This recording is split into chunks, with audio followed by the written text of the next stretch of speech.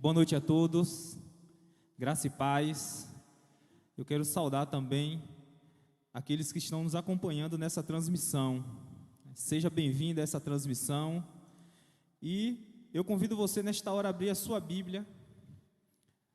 Na carta de Tiago, capítulo de número 5, nós vamos fazer a leitura dos versículos de número 7 ao 11 para a nossa reflexão nesta noite. Tiago, capítulo 5, versículos de número 7 ao 11.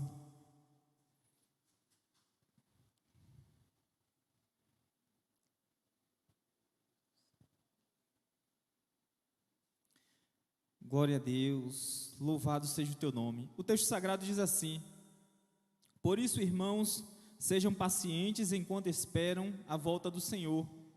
Vejam como os lavradores esperam pacientemente as chuvas do outono e da primavera. Com grande expectativa, aguardam o amadurecimento de sua preciosa colheita. Sejam também pacientes, fortaleçam-se em seu coração, pois a vinda do Senhor está próxima. Irmãos, não se queixem uns dos outros, para que não sejam julgados, pois vejam, o juiz está à porta. Irmãos, tome como exemplo de paciência no sofrimento os profetas que falaram em nome do Senhor. Consideramos felizes aqueles que permanecem firmes em meio à aflição. Vocês ouviram falar de Jó, um homem de muita perseverança. Sabem como no final o Senhor foi bondoso com ele, pois o Senhor é cheio de compaixão e misericórdia. Os irmãos que estão aqui no nosso curso presencial podem se assentar. E você que nos acompanha, eu convido você a ficar atento àquilo que Deus tem a falar aos nossos corações nesta noite. Queridos, já há 1 ano e meio, eu venho pregando aqui nessa carta de Tiago. Eu iniciei pregando nessa carta de Tiago em 2019, início de 2019. E durante todo o ano de 2019 eu vim ministrando aqui na carta de Tiago. No início desse ano, continuei a ministração. Nós vamos chegar até o final dela, já estamos chegando ao final.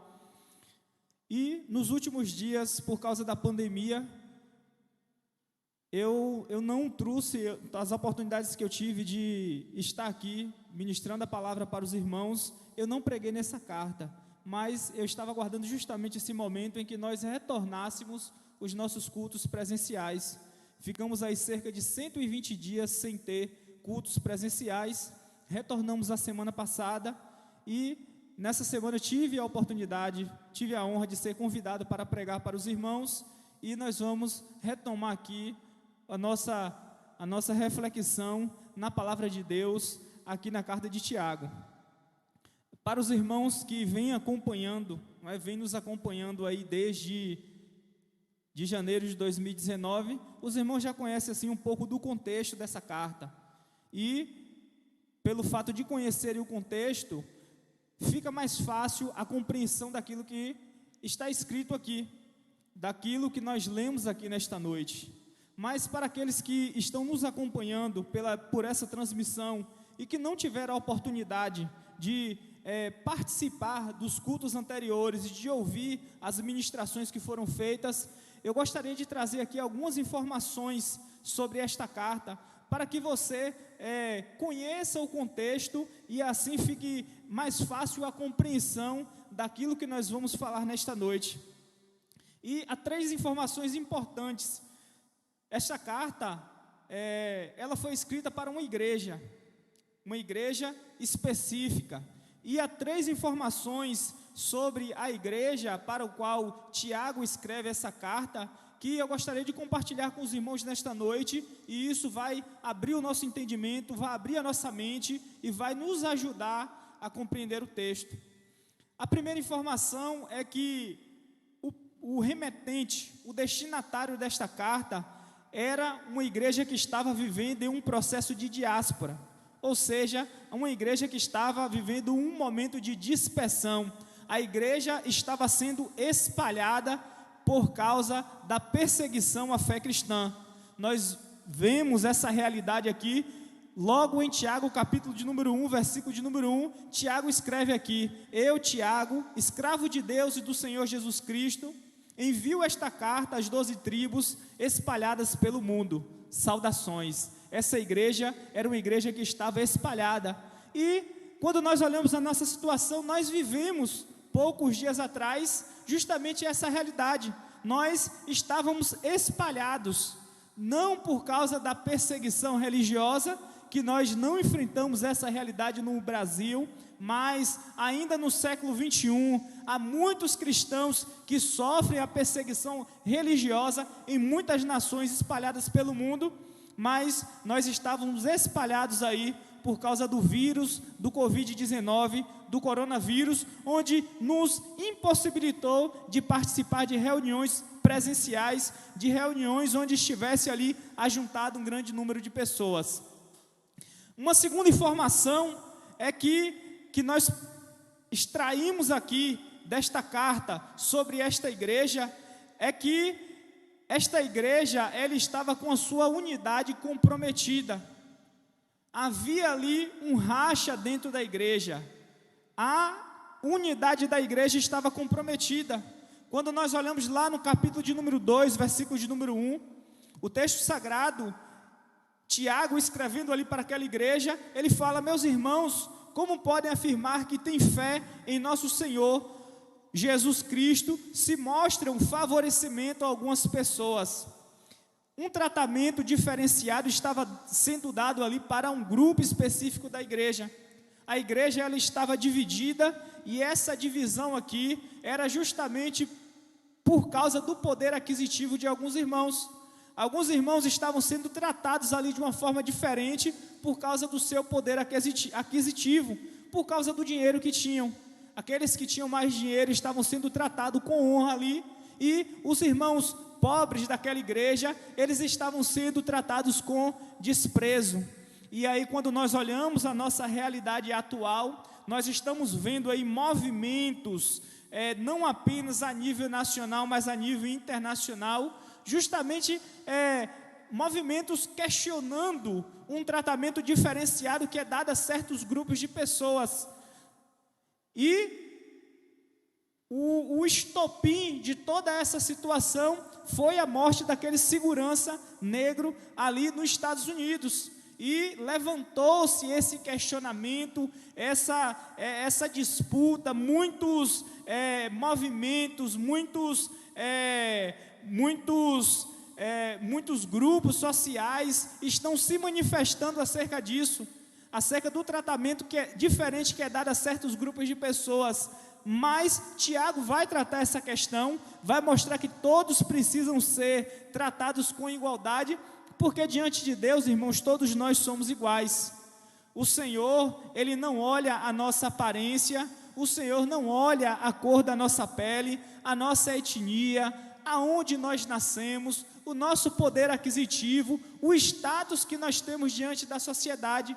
O Senhor, Ele não olha nada disso. Diante de Deus, todos nós somos iguais, todos nós somos tratados iguais diante de Deus. E uma terceira informação acerca dessa igreja, que nós vamos ver nesta carta, é que em meio a todas essas adversidades que ela estava enfrentando, estava passando ali por problemas externos, por conta da perseguição, havia problemas internos ali, por conta das divisões que estavam acontecendo. A gente vai ver que Tiago, ele convoca essa igreja aqui a viver uma fé verdadeira, a viver uma fé que desemboca em uma vida de serviço.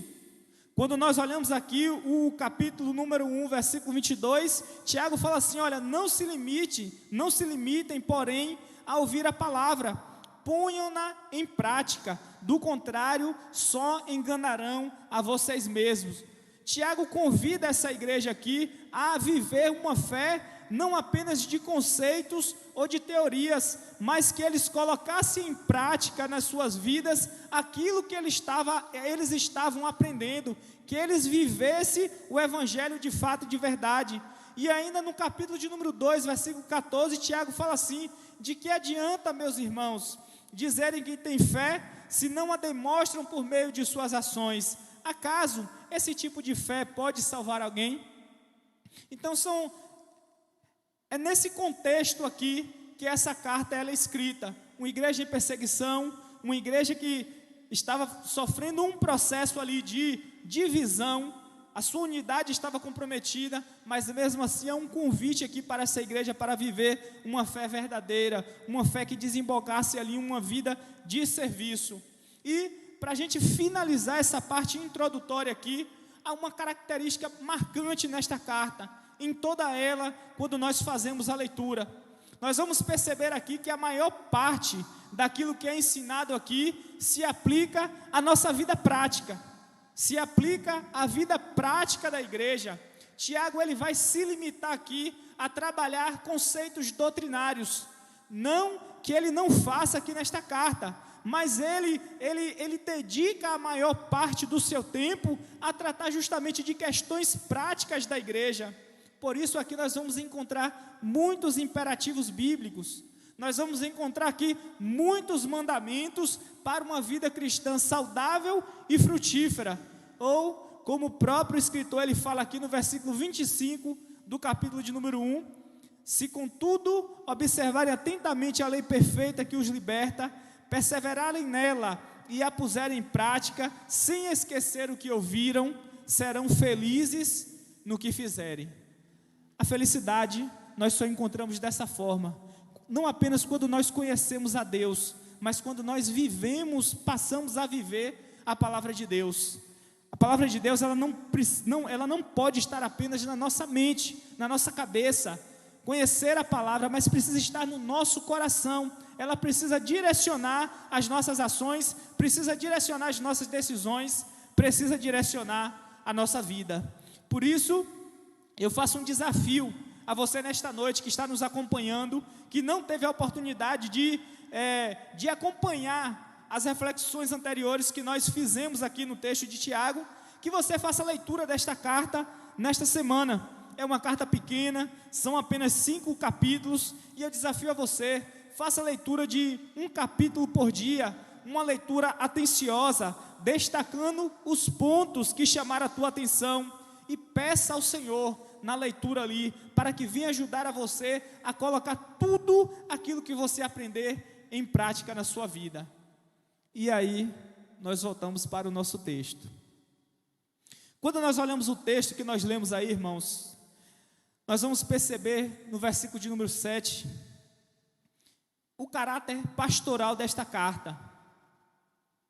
Tiago, ele se dirige a esta igreja com amor.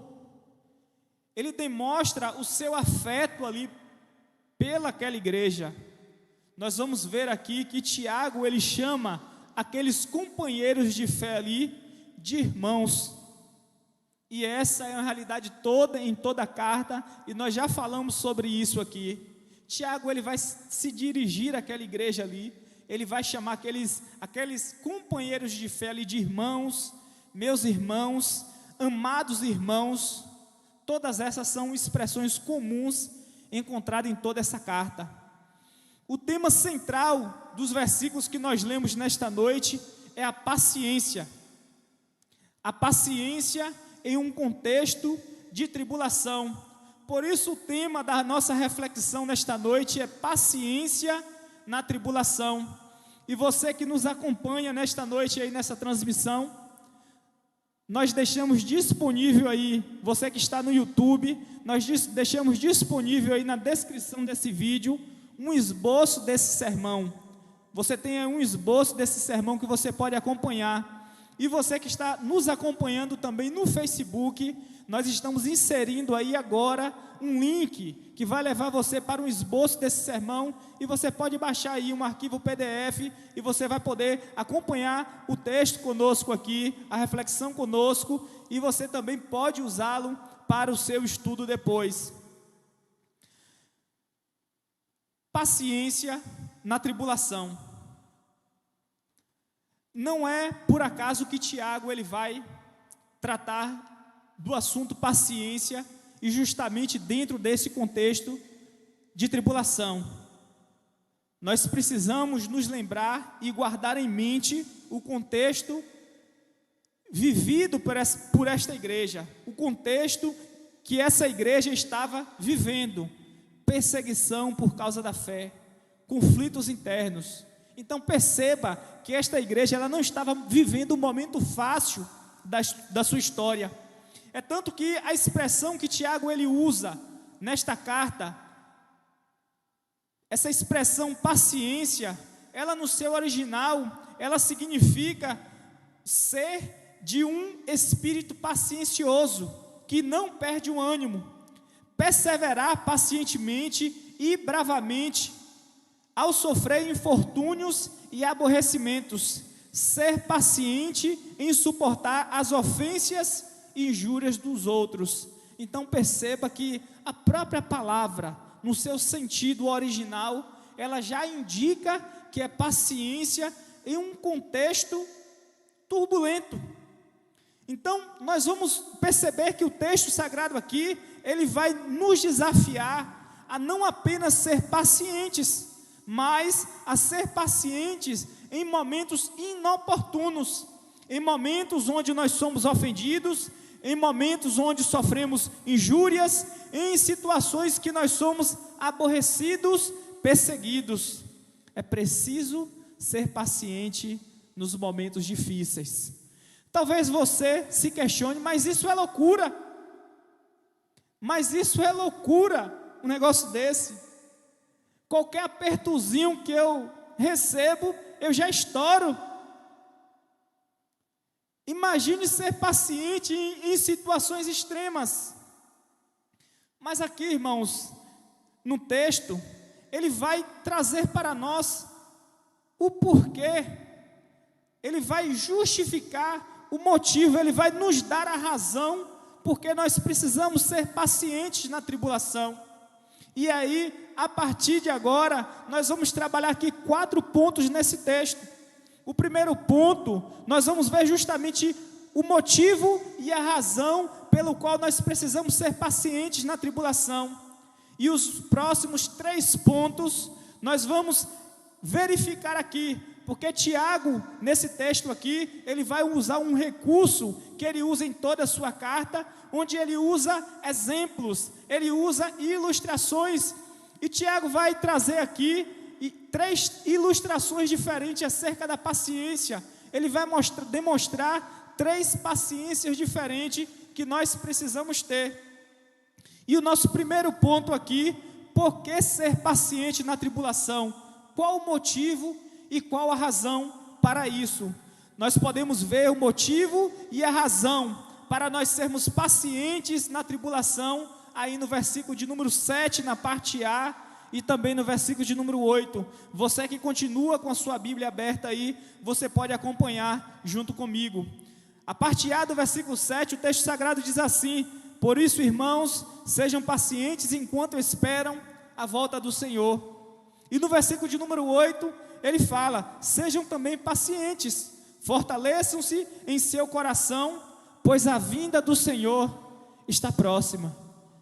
Está claro aí o motivo e a razão pelo qual nós precisamos ser pacientes em meio às tribulações. Nós precisamos ser pacientes em meio às tribulações, porque a volta do Senhor Jesus está próxima. Essa é uma esperança que nós precisamos manter vivas no nosso coração. Essa é uma esperança que cada um dos seguidores de Jesus precisa manter viva. Quando nós olhamos essa carta aqui, irmãos, ela foi escrita há quase 2000 anos atrás, e nós vamos perceber que ali, no contexto da igreja primitiva, os irmãos, eles já aguardavam ansiosamente a vinda do Senhor Jesus. E nós, 20 séculos depois, como está a nossa expectativa em relação à vinda do Senhor Jesus? A volta de Jesus, queridos, é uma realidade bíblica. A cada minuto que o relógio avança, torna-se mais perto esta realidade. Não é um conto de carochinha, não é uma fábula, não é um mito. Essa é uma realidade bíblica, e nós vamos ver toda a Bíblia dando testemunho desta realidade. O próprio Senhor Jesus, Ele garantiu ao seu povo, aqueles que foram lavados e remidos no seu sangue, que Ele retornaria para nos buscar. Quando nós olhamos lá em João capítulo 14, versículos 2 e 3, Jesus está preparando ali o coração dos discípulos para a sua partida. E ali, junto com seus discípulos, Ele traz uma palavra de consolo, porque Ele morreria, Ele ascenderia aos céus, e os discípulos, eles certamente se sentiriam sós ali. Mas o Senhor Jesus, Ele primeiro garante algo. Ele fala assim: olha, vocês não ficarão sós. Eu vou, mas eu enviarei o meu Paracletos, eu enviarei o meu Espírito, e Ele estará com vocês. E Ele ainda garante algo mais a nós. No versículo de número 2 e 3 de João 14, Ele fala assim: olha, na casa de meu Pai há muitas moradas. Se não fosse assim, eu lhes teria dito: vou preparar lugar para vocês, e quando tudo estiver pronto, virei buscá-los, para que estejam sempre comigo, onde eu estiver.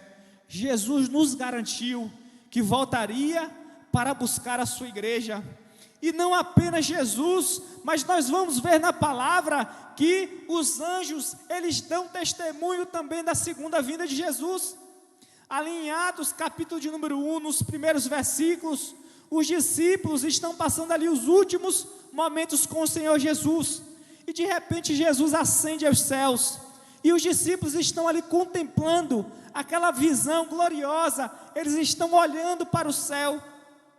E o texto sagrado nos diz que 2 homens ali vestidos de branco, eles aparecem ali para os discípulos e eles questionam: homens da Galileia, por que estão aí parados olhando para o céu? Esse Jesus que foi levado do meio de vocês aos céus, voltará do mesmo modo como viram subir. O Senhor Jesus, Ele voltará para buscar a sua igreja.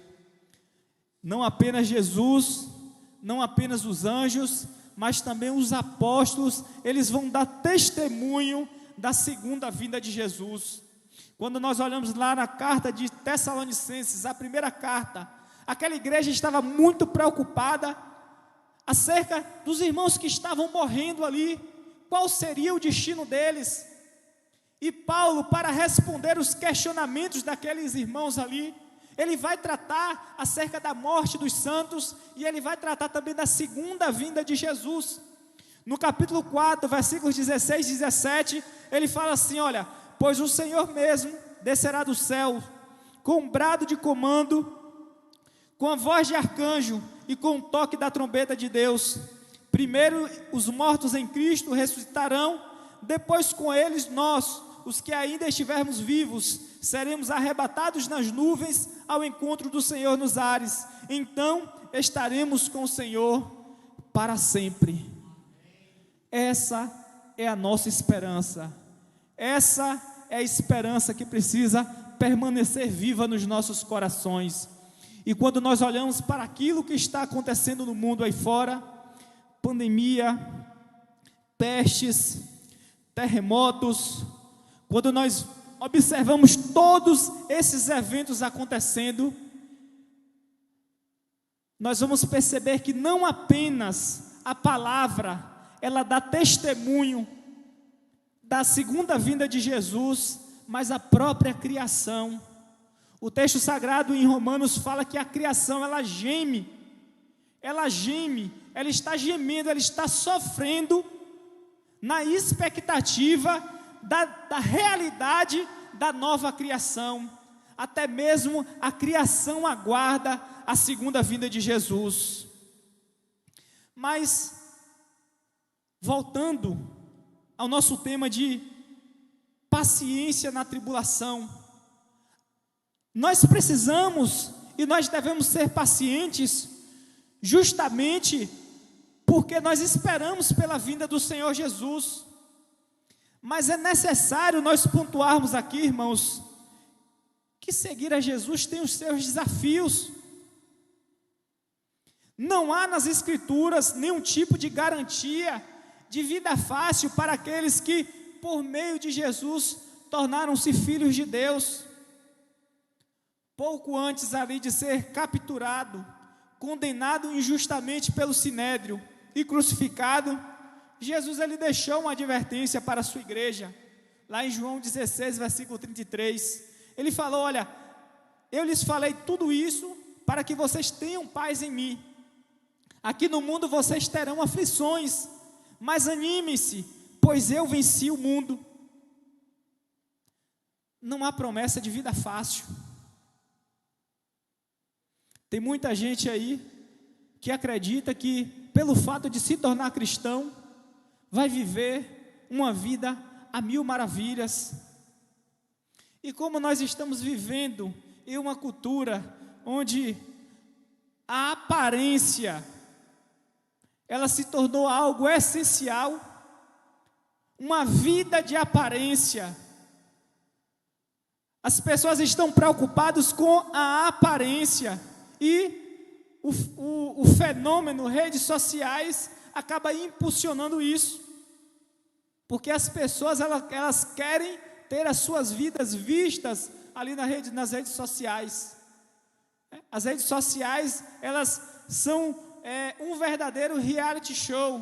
As pessoas estão diariamente apresentando as suas vidas ali, e quando apresentam as suas vidas ali, na maioria das vezes, afora as questões de luto ou de perda de um ente querido, só são demonstrados ali momentos bons, momentos felizes da vida. E de alguma maneira isso tem afetado a compreensão do evangelho de algumas pessoas. Há muitos que estão aí pregando o evangelho de facilidade, ensinando um evangelho de facilidade, mas se nem mesmo Jesus nos deu essa garantia, por que nós vamos nos apegar a esses falsos ensinamentos? Queridos, é conhecendo esta realidade. O Senhor Jesus, hoje nós tivemos a oportunidade aqui de, na Escola Bíblica Dominical, falar sobre as duas naturezas de Jesus, a natureza divina e a natureza humana de Cristo. E Jesus, como homem, a palavra de Deus nos mostra que ele em tudo foi tentado, mas ele não pecou. E conhecendo, não apenas pelo fato de ser um Deus onisciente, mas pelo fato de ter vivenciado as tribulações como homem, o Senhor Jesus ele sentiu na própria pele as dores, as aflições que nós enfrentamos. É que a palavra de Deus ela nos traz esse imperativo, esse mandamento nesta noite: sejam pacientes enquanto esperam a volta do Senhor. Sejam pacientes na tribulação. Resumindo aqui o que Tiago ele fala nesse texto, ou trocando por miúdos, a orientação da palavra de Deus para as nossas vidas é: mesmo nos momentos mais difíceis, mesmo nessa situação difícil que você está vivenciando, que você está enfrentando, seja paciente enquanto espera a vinda do Senhor Jesus. Nós precisamos, irmãos, aprender a lidar com os momentos difíceis. Momentos de grande dificuldade, elas nos colocam em um lugar de espera. A gente precisa aprender isso aí. Quando a situação ela foge do nosso controle, quando não há mais o que fazer, quando os nossos recursos esgotam, a única coisa que nos resta é esperar pacientemente no Senhor. Assim como a perseguição imposta à igreja, a qual essa carta ela foi escrita originalmente, assim como os dias de pandemia que nós estamos vivendo, assim como o problema particular que você está enfrentando hoje, a aflição, A tribulação, eu não sei o que você está enfrentando. Talvez você esteja enfrentando um problema íntimo, um problema pessoal, esteja lutando contra vícios, contra tentações, contra o pecado. Talvez o seu problema seja ali no seio familiar, um problema com o cônjuge, um problema com os filhos ou com os pais. Talvez o seu problema, ele seja no seu ambiente de trabalho, ou até mesmo no ambiente de estudo, onde você vem sofrendo ali ataques por causa da sua fé. Mas a orientação do Senhor aqui para as nossas vidas é esperar pacientemente a volta do Senhor Jesus. O segredo para vencer os dias maus é a paciente expectativa na volta do Senhor Jesus. Nós não podemos perder essa expectativa por nada. Nós não podemos perder essa expectativa. Há uma promessa sobre a igreja do Senhor. Há uma promessa. E o Deus que nos fez essa promessa, Ele é fiel para cumprir aquilo que prometeu. Nós não podemos nos desesperar. Nós não podemos nos desesperar nos dias maus, nos dias de aflição. Meus irmãos, o símbolo que representa o cristianismo é uma cruz. Cruz é instrumento de martírio. Cruz é instrumento de dor. E o próprio Senhor Jesus falou assim: olha, aquele que quer me seguir, tome a sua cruz. Você acha que pegou a sua cruz para quê? Você acha que essa cruz que você está carregando é para quê? Não se desespere. Tiago, ele vai aqui nos apresentar 3 tipos de paciência, ou 3 modelos, melhor falando, 3 modelos de paciência. Ele vai ilustrar aquilo que está falando aqui. O primeiro modelo de paciência que ele nos mostra aqui é a paciência do agricultor. Quem quer ser agricultor, se você está pensando em adquirir uma propriedade rural e se tornar um agricultor, você precisa ter paciência. Nós vamos ver ele apresentando aqui esse modelo na parte B e na parte C do versículo 7. Se você está com a Bíblia aí, ele fala: vejam como os lavradores esperam pacientemente as chuvas do outono e da primavera, com grande expectativa aguardam o amadurecimento de sua preciosa colheita. Algum dos irmãos aqui conhece algum fruto ou alguma planta? Um fruto. O agricultor, usando aqui a figura do agricultor, algum de vocês conhece algum fruto aí que a gente planta hoje e amanhã já colhe? A agricultura é um exercício de paciência. O agricultor, no tempo certo, ele lança ali as sementes aos solos, e aí ele aguarda as chuvas do outono. Para quê? Para que aquela semente, ela germine e ela brote. Aquela planta, ela vai se desenvolver, e aí vem as chuvas da primavera, para que o fruto ali, ele se desenvolva, e ele amadureça, e o agricultor ali, ele possa colher. O agricultor, ele sabe que não tem nenhum controle sobre os elementos da natureza. Ele não controla o sol nem a chuva, não controla o frio nem o calor, mas ele lança as sementes para que no tempo certo elas venham dar os frutos. É esse o tipo de paciência que nós precisamos ter. Talvez você não entendeu ainda isso aqui. Não é nenhum mistério. Não é nenhum mistério. Mas quando nós olhamos o exercício da agricultura, nós vamos ver o seguinte: o agricultor, ele prepara o solo, ele tem um trabalho de preparar o solo, e ele tem um trabalho ali de lançar a semente. Isso está sob o seu controle. Isso ele pode fazer e ele tem a responsabilidade de fazer, porque se não fizer, ele não vai colher nada. Nas nossas vidas é dessa forma, irmãos. Existem coisas que estão no nosso controle.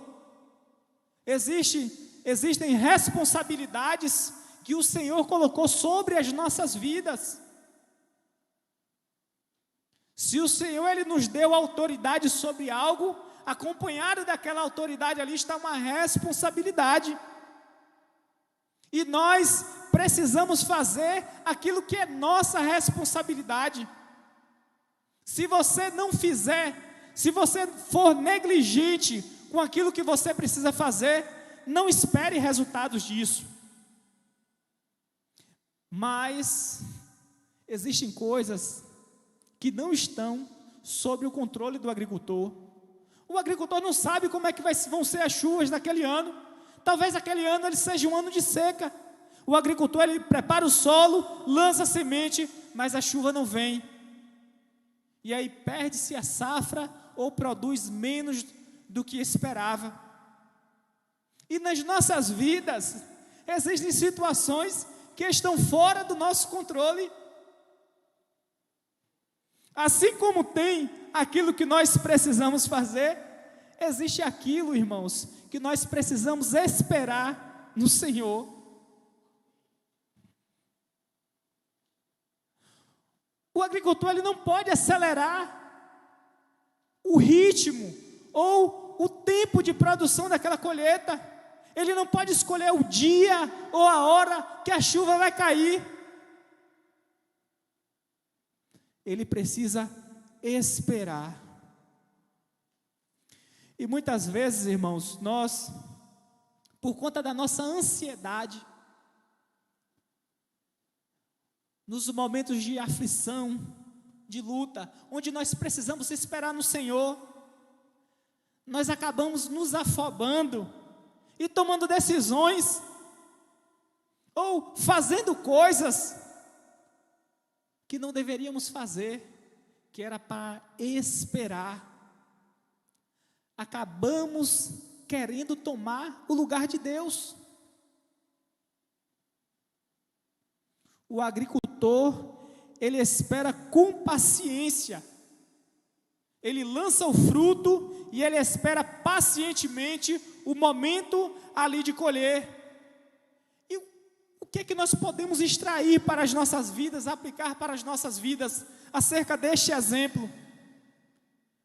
Assim como o lavrador, o agricultor, o cristão ele precisa viver pela fé, olhando para a futura recompensa que terão os frutos do nosso trabalho. Nós não podemos viver, irmãos, como se Cristo nunca fosse voltar. Tiago ele vai falar alguns capítulos antes acerca daquela pessoa que faz planos sobre o futuro, e ele vai questionar que é o ser humano. Muitas vezes nós estamos fazendo planos para 10, para 20, para 30 anos, e nesses planos nós não estamos incluindo esta realidade. Jesus ele pode voltar a qualquer momento. Jesus ele pode voltar agora, irmãos. Talvez esse culto não termine. Não viva como se Cristo nunca fosse voltar. Trabalhe fielmente para construir o reino de Deus, porque o rei virá no tempo certo. No dia e na hora, o Senhor Jesus irá voltar, e nós precisamos estar preparados. O segundo modelo de paciência que ele apresenta aqui é a paciência dos profetas. Versículo de número 10. Ele fala: irmãos, tomem como exemplo de paciência no sofrimento os profetas que falaram em nome do Senhor. Esse exemplo aqui ele é maravilhoso, queridos, porque quando nós olhamos a Bíblia, nós vamos perceber que o ministério profético, ele foi um dos mais desafiadores que existiram. Na maioria das vezes que Deus ele levantava um profeta, a situação do seu povo estava um caos. O povo estava completamente afastado de Deus, enfiado na idolatria, na injustiça, e Deus levanta o profeta justamente para chamar o povo ao arrependimento, para apontar o pecado e chamar o povo ao arrependimento. E muitos profetas não terminaram bem, não o seu ministério, concluíram o seu ministério, mas não terminaram bem no sentido de foram mortos. Foram mortos por causa do ministério que abraçaram ali, da escolha que fizeram. Quando nós olhamos a vida de Isaías ele foi cerrado. Amós, ele foi espancado e depois teve a sua têmpora furada. Zacarias foi morto entre o templo e o altar, o santuário e o altar. Jeremias, ele foi preso dentro de um poço. E assim nós vamos ver, os demais profetas não tiveram vida fácil. Elias foi perseguido ali por Jezabel. Mas esses homens, mesmo em meio às adversidades que enfrentaram por causa do ministério que assumiram ali quando foram convocados por Deus, eles perseveraram, eles permaneceram ali pacientemente esperando no Senhor. E um modelo, um exemplo que nós podemos observar de forma clara isso é Moisés. Quando nós olhamos a vida de Moisés, nós vamos ver que por 40 anos Moisés está ali na corte egípcia. Por mais 40 anos de sua vida, ele está em Midian. Ele mata um egípcio ali e ele foge para Midian. E aí nos seus últimos 40 anos de vida, ele está ali sob uma missão que o Senhor confiou, que era de tirar o seu povo do Egito. E não foi fácil para Moisés. Moisés, ele mesmo sendo um profeta de Deus, mesmo estando ali cumprindo uma missão que o Senhor confiou, que o Senhor o capacitou, e que o Senhor ainda se manifestou de forma poderosa por meio de Moisés, realizando por meio dele ali grandes milagres no Egito e também no deserto durante a peregrinação. Moisés não enfrentou dias fáceis ali com aquele povo, não. Moisés, ele foi rejeitado pelos hebreus. Moisés, ele sofreu ali oposição da sua própria casa. Moisés conviveu ali com a murmuração daquele povo. Não foi nada fácil para Moisés, mas em meio a todo esse sofrimento, Moisés, ele persevera pacientemente. E depois de 40 anos nessa árdua tarefa de levar o povo do Senhor para a terra prometida, ele tem a oportunidade ali de contemplar, não de entrar, mas ele tem a oportunidade de contemplar a terra que o Senhor havia prometido para o seu povo. E o que nós podemos extrair com o exemplo, com o modelo da paciência dos profetas? Queridos, nós não podemos abrir mão daquilo que o Senhor nos confiou. Você não pode abrir mão daquilo que o Senhor confiou a você por causa do sofrimento. Os profetas, eles não retrocederam, mesmo com prisão, mesmo com açoites, mesmo enfrentando ali a oposição, eles não retrocederam, eles não abriram mão das suas responsabilidades. E nós não podemos também abrir mão das nossas responsabilidades, daquilo que o Senhor confiou às nossas mãos. Meu irmão, não abra mão do seu ministério. Minha irmã, não abra mão do seu ministério. Não abra mão daquilo que o Senhor confiou a você. Aguarde pacientemente no Senhor. Aguarde pacientemente diante da tribulação, porque o Senhor Jesus, Ele está às portas. E aí, nós vamos para o último modelo que é o modelo mais desafiador, que é o modelo da paciência de Jó. Versículo de número 11: consideramos felizes aqueles que permanecem firmes em meio à aflição. Vocês ouviram falar de Jó, um homem de muita perseverança. Quem aqui nunca ouviu falar da paciência de Jó? Sabem como no final o Senhor foi bondoso com ele? Pois o Senhor é cheio de compaixão e misericórdia. Irmãos, essa é a única referência que nós temos no Novo Testamento acerca de Jó. E é justamente sobre a paciência que o texto vai falar. E paciência diante da tribulação.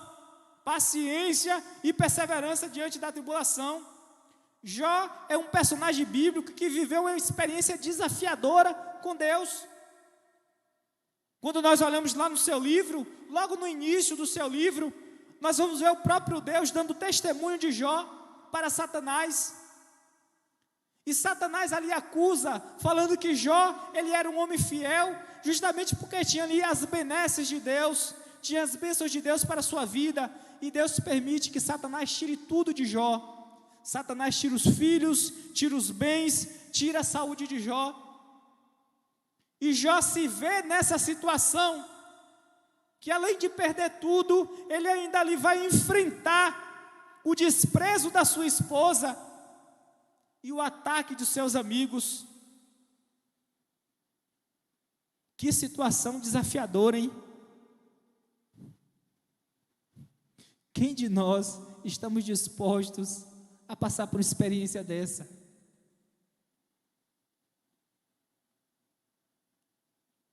Quem de nós? Mas, quando nós olhamos a vida de Jó, nós vamos perceber que mesmo em meio a essa aflição, Jó vai ter que lidar com uma situação ainda mais difícil. Jó vai ter que lidar, sabe com o quê? Com o silêncio de Deus. 42 capítulos. Em 37 deles, Deus está em silêncio.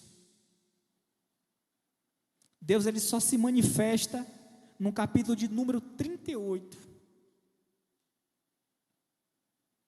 E aí o texto sagrado vai nos mostrar que a realidade de Jó, ela muda. Por quê? Porque Jó foi aprovado na difícil provação da fé que ele passou. E o texto sagrado vai nos mostrar que esse segundo momento na vida de Jó, depois da sua provação, que nesse segundo momento o Senhor o abençoou mais do que havia abençoado na primeira. A paciência de Jó. E aí, o que é que nós podemos extrair para as nossas vidas a partir deste modelo, deste exemplo de paciência, desse versículo de número 11 aqui? A lição, irmãos, que nós precisamos aplicar para as nossas vidas aqui, é que nós precisamos nos manter focados no nosso alvo. O escritor aqui no versículo de número 11, ele vai nos mostrar que Deus, no final, Deus foi bondoso com Jó. No final, Deus foi bondoso com Jó. Talvez você esteja vivendo uma situação aqui que está insuportável. Sede paciente. Sede paciente. Não há, meus irmãos, não há vitórias sem lutas. Os grandes personagens da história, que deixaram grandes legados, aqueles personagens que nós precisamos lembrar do nome deles, decorar, na hora de fazer uma prova, fazer um vestibular, fazer um concurso. Esses homens, eles manteram o seu legado, eles criaram um legado por causa das vitórias que tiveram nas grandes batalhas. Se você pegar os livros de história aí, você não vai ver ninguém que ficou conhecido por passar a sua vida toda deitado em uma rede. Mas se nós observarmos a história dos grandes imperadores, dos grandes generais, dos grandes líderes, Eles ficaram conhecidos por causa das vitórias que tiveram em difíceis batalhas. Batalhas que talvez outros não tivessem vencido. E se essa situação aí, ela está difícil, ela está insuportável, espere com paciência no Senhor. Espere com paciência no Senhor. Quando nós olhamos lá, Romanos capítulo de número 8, versículo 18, esse texto aqui, irmãos, é um texto que eu trago assim guardado no meu coração. A palavra de Deus fala assim, olha, considero que o nosso sofrimento de agora não é nada comparado com a glória que Ele nos revelará mais tarde. Todo o nosso sofrimento, todas as nossas dores que nós passarmos aqui, não se compara àquilo que o Senhor Ele tem reservado para nós. Talvez ainda você esteja falando assim, isso é loucura. Mas isso é a loucura do Evangelho. Isso é a loucura do Evangelho. Talvez você esteja afirmando, não tem como viver desse jeito, não tem como agir dessa forma diante das tribulações com paciência. E não tem mesmo, irmãos. Não tem mesmo. Se nós olharmos dentro de uma perspectiva humana, não tem. Não tem. Mas nós temos alguém que pacientemente, o texto sagrado vai nos falar que ele, como um cordeiro mudo, foi levado ao matadouro. Ele pacientemente levou sobre si todas as nossas dores. O castigo que estava sobre nós, Ele levou sobre si.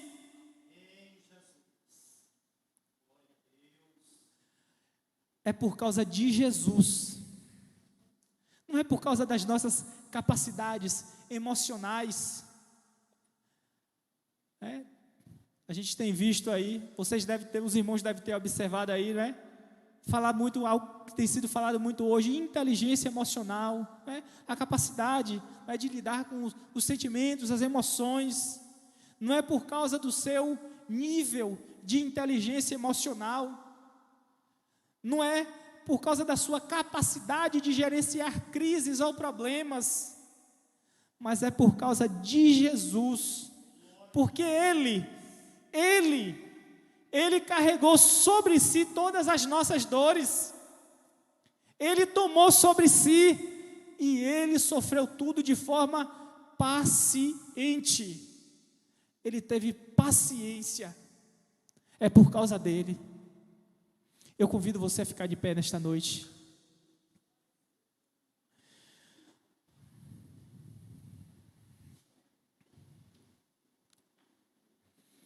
E eu gostaria de fazer um convite, tanto para aqueles que estão aqui, quanto para você que nos acompanha nesta noite. Diante das tribulações, nós precisamos perseverar de forma paciente, porque o Senhor está vindo. Nós vimos aqui alguns modelos de paciência, extraímos algumas lições para as nossas vidas. Mas eu gostaria de convidar você a, neste momento, tomar uma decisão. E a decisão mais importante da sua vida. Você que está aqui nesta noite, que ouviu a palavra, entendeu aquilo que foi pregado e deseja entregar a sua vida para o Senhor Jesus, dê um sinalzinho assim com a sua mão, que nós vamos entender que você está entregando a sua vida ao Senhor Jesus nesta noite, e nós vamos orar por você. E você que nos acompanha nesta noite, nesta transmissão, ao vivo, ou que depois acompanhar esta gravação deste culto, eu convido você também a tomar uma decisão junto ao Senhor Jesus nesta noite. Se você quer entregar a sua vida para Jesus nesta noite, nós temos aí disponível no nosso vídeo do YouTube, na descrição, existe um link aí que você pode acessar e você vai preencher com seus dados e nós vamos entender que você está tomando uma decisão junto ao Senhor Jesus, você está aceitando o Senhor Jesus. E você também, que está nos acompanhando aí no Facebook, está sendo colocado um link aí, e você que quer tomar uma decisão junto ao Senhor Jesus, você quer entregar a sua vida para Jesus nesta noite, eu convido você a acessar esse link, preencher com as informações, e nós vamos retornar um contato para você. Você que deseja nesta noite entregar a sua vida para Jesus, você que entendeu a sua necessidade do Senhor Jesus, você que está passando por situações difíceis neste momento e não sabe como lidar com essas situações, a situação tem se tornado desesperadora, o Senhor Jesus, Ele quer mudar a tua realidade, o Senhor Jesus, Ele quer transformar a tua realidade, o Senhor Jesus quer mudar a sua vida. Eu convido você nesta noite a fazer uma decisão junto ao Senhor Jesus. Glória a Deus. Nós vamos estar orando, irmãos, para encerrar nosso culto, a nossa transmissão nesta noite. Os irmãos que estão aqui presentes vão ter a oportunidade de participar da ceia do Senhor Jesus, participar da mesa do Senhor Jesus. E eu convido você nesta hora a fechar os seus olhos e nós vamos orar ao Senhor. Pai, nós te damos graças por tudo que Tu és. Reconhecemos, Senhor, a nossa dependência de Ti, Pai. Meu Deus, o ar que nós respiramos, a força, ó Deus, para estar de pé, as capacidades, ó Deus, que nós temos, tudo vem de Ti, Pai. Tudo vem de Ti. E é com esse espírito, ó Deus, o espírito de dependência, que nos colocamos diante de Ti nesta hora e Te pedimos, meu Pai, olha para o Teu povo, Senhor. Olha para a Tua igreja, Pai, reunida neste lugar e espalhada na face da terra com o Teu olhar de misericórdia. Contempla, Senhor, aqueles que neste momento estão enfrentando tribulações, que estão passando por provações. E eu Te peço, meu Deus, fortalece-os para que eles possam perseverar, Pai, pacientemente diante dessa tribulação, para que eles não venham perder a fé. Meu Deus, renova, Pai, renova as nossas expectativas acerca da vinda do Teu Filho amado Jesus Cristo.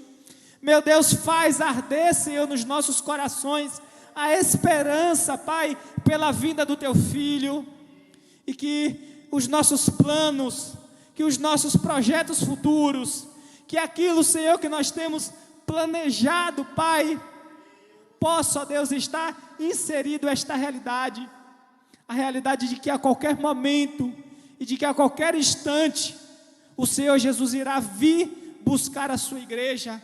Meu Deus, essa é a nossa esperança.